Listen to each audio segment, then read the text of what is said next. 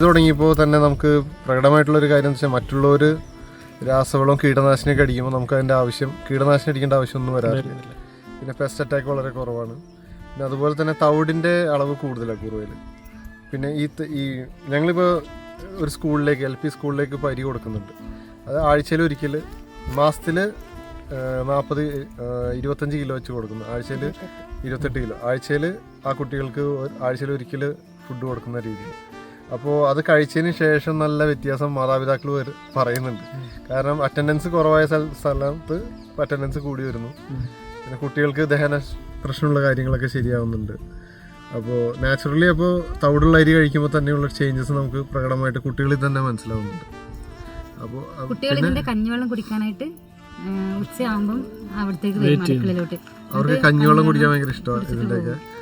പിന്നെ കുറുവ എന്ന് പറഞ്ഞാൽ ഇനം എന്ന് പറഞ്ഞാൽ തന്നെ ഒരു വൈൽഡ് വെറൈറ്റിയാണ്. അതായത് വേറെ ഹൈബ്രിഡ് ഒന്നും അല്ലാത്തതുകൊണ്ട് തന്നെ അതിൻ്റെതായ സവിശേഷതകളുണ്ട്. കർഷകന് ആദ്യത്തെ വിളവ് കഴിഞ്ഞിട്ടുള്ള ഫസ്റ്റ് ഇൻകം സ്ട്രോയിൽ നിന്ന് കിട്ടുക ഹേ.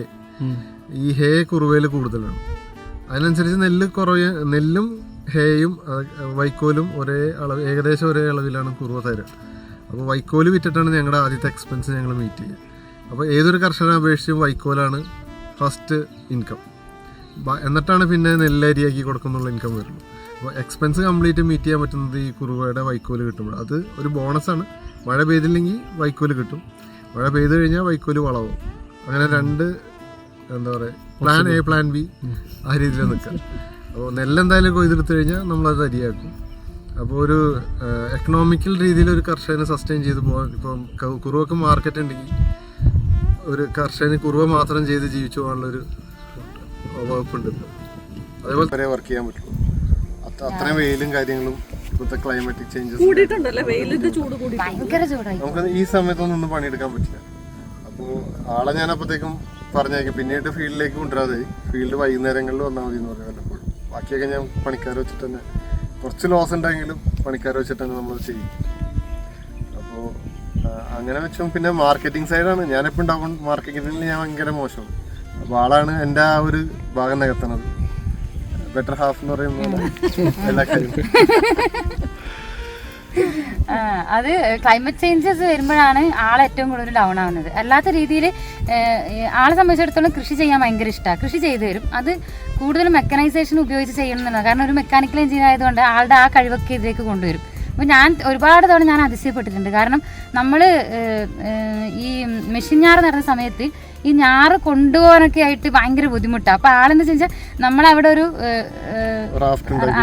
സാധനമാണ് അത് ഉണ്ടാക്കി അതിൻ്റെ അകത്ത് ഈ സാധനം വെച്ച് ടില്ലറിൻ്റെ ബാക്കിൽ നമ്മൾ കെട്ടി വലിച്ച് കൊണ്ടുപോകും. അപ്പോൾ ആളത് ഓടിക്കും. അതുവരെ അപ്പോൾ അതിൻ്റെ ഉള്ളിൽ കുറേ എണ്ണം വെക്കാൻ പറ്റും. അല്ലെങ്കിൽ ഞങ്ങളിത് കൈകൊണ്ട് എടുത്തെടുത്ത് അവിടെ നിന്ന് അവിടെ വരെ കൊണ്ടുപോകാന്ന് വെച്ചാൽ ഭയങ്കര ബുദ്ധിമുട്ടായിരുന്നു. പിന്നെ കുറേ ഉണ്ട് ചെറിയ ചെറിയ മെക്കാനിക്കൽ സ്കില്ല് ആളുകൾക്ക് ആക്കുന്നുണ്ട്. അപ്പോൾ ഞാൻ അത് കണ്ടിട്ട്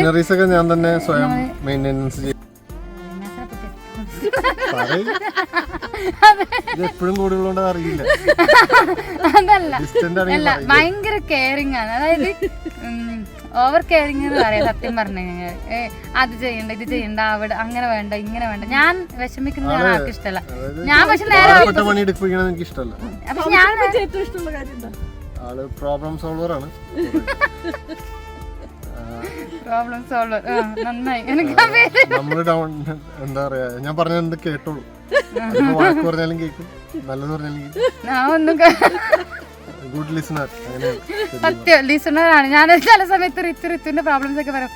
അങ്ങനെയാണല്ലേ ഓക്കെ എല്ലാം കേട്ട് നിൽക്കും. എന്നിട്ട് നാളെ ഞാൻ ഇതിന് സോൾവ് ചെയ്യേണ്ടത് താനേ സോൾവ് ആവുന്നുള്ള രീതിയിലാണ് ഞാൻ പറഞ്ഞാൽ മതി.